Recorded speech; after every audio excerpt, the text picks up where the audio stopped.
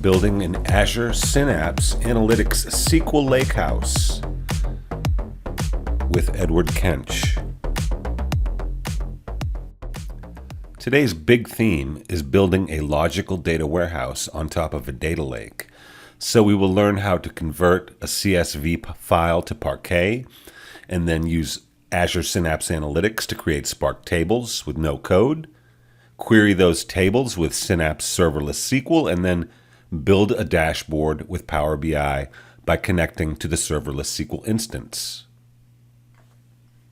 So it turns out that SQL is the third most popular programming language. So it only makes sense that these developers should be able to access the underlying power of big data technologies. So for today, let's just forget about these technologies and use SQL to build our analytic systems on top of a data lake. So the magic of decoupling storage from compute means that we can use Synapse to create our dashboards, while other analysts and data scientists can read the same lake with other tools. A little more detailed look shows you that Synapse data flows pull the CSV file out of the lake. They rewrite it as a Parquet file, which is then used to create Spark tables, which SQL Serverless then reads, and then Power BI just calls SQL. So just having a little fun here, but a lakehouse is very similar to a data warehouse, but where a data warehouse keeps all the compute and storage together neatly, the lakehouse lets you have your own way of fishing for the data using your own type of tools. Data scientists or analysts could use their own types of tools as well. But here today we're going to think in SQL, in star schemas, dimensional models, and many-to-many relationships. So let's go. Our raw source data will be this CSV file with stock market details. In another video, I show you how to pull down this data using Python. Here's my Azure Data Lake Gen 2 inside my Azure subscription. I've created a blob container with a folder structure as follows. Inside the stocks folder, I've created a Parquet and raw folder. Inside raw is the stock CSV file that I just showed you. The Parquet folder is empty, and I'll be creating a Parquet file in there in just a moment. I've created a Synapse Analytics workspace with basically nothing in it. Let's open it up with the Synapse Studio and have a look.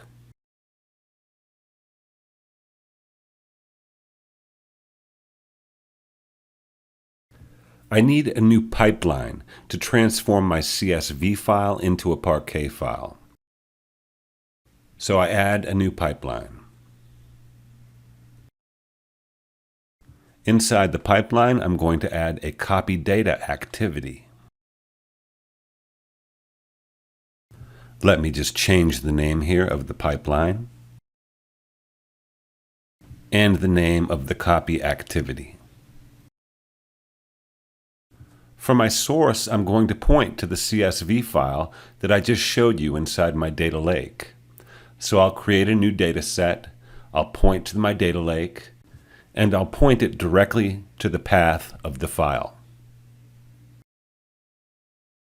Choose delimited text. We'll give this data set a name and create a new linked service which points to our Azure Data Lake Gen 2 where we stored the CSV file.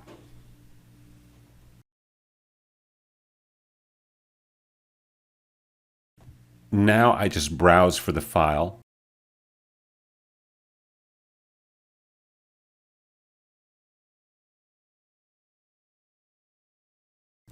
Say OK and OK. Now let's preview the data.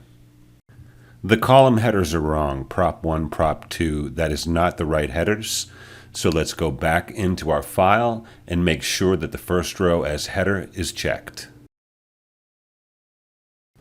Now let's go back to the pipeline and set the sync properties. We'll sync to a new data set, which is going to be our Parquet file inside Azure Data Lake Gen 2. So choose the Parquet format. Give your output a name, and we'll choose the same linked service, our Data Lake Gen 2. For the path here, we're only going to choose the directory, the Parquet directory that I showed you earlier.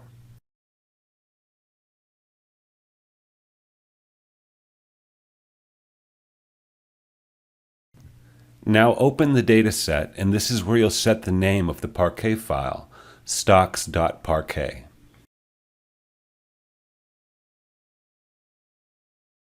Now let's go back into the pipeline.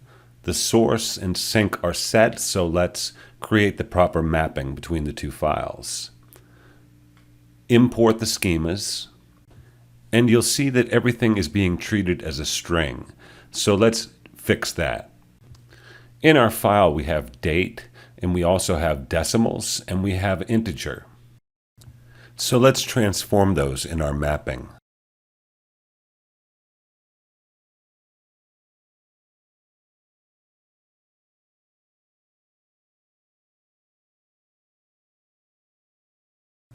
The mappings are correct now, and this will make our data much more efficient to work with.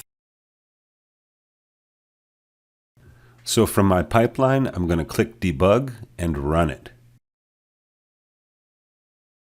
I'll track the progress here.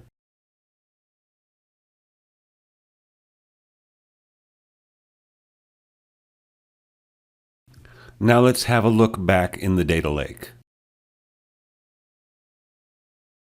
Here's the Parquet folder, and there's the file that was just written.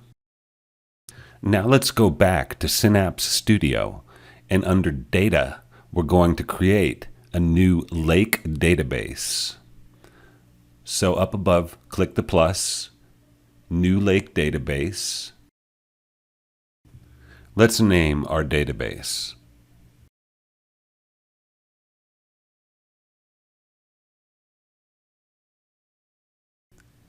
Expand the new database and go into the tables, and we're going to create a new Spark table from the data lake.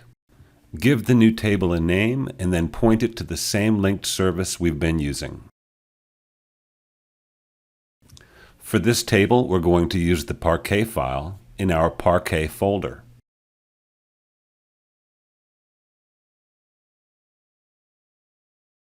Click OK and continue. Then click Create. And now inside the new database, we have a new table with all the data types we selected for the fields in the earlier part of the exercise. And we can see this further verified in the Columns tab. And here you see the familiar relational SQL feature of being able to create relationships between your tables or entities. You can create a completely logical data warehouse based on the files in your data lake. Now let's publish our database along with our new table. Refresh the tables and you'll see the new stocks table has been created. Let's generate a new SQL script to select from the new table. Make sure you select your new database and refresh the list if you don't see it in there. Click Run and watch Serverless SQL query the Spark table. You're using Spark code you never even had to write. Let's just try out some familiar SQL tricks and see how it behaves.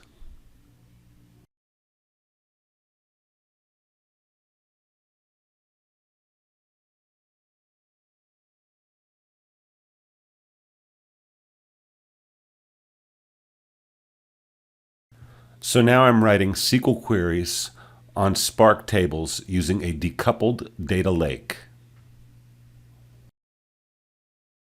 Go back to the Synapse workspace so you can get the URL of your serverless SQL server.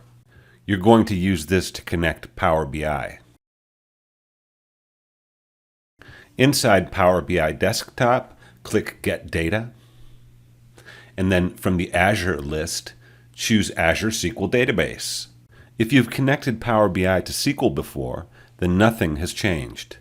Paste in the server name from the Synapse workspace, and we created the finance database. We're going to use direct query, which gives us a live connection all the way back to the Parquet files. There's our stocks table, so select it. Click Load. And now Power BI is fetching our Spark table, accessed through Serverless SQL. Let's go into the fields collection from our stocks table and create some simple visualizations.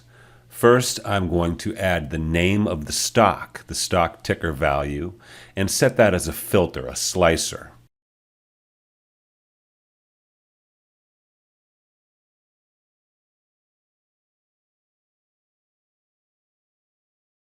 Now I'm going to add a few values and make a simple line chart showing values of stocks over time. In this case, I want to see the name of the stock, and I want to watch over time what its high was for a given day.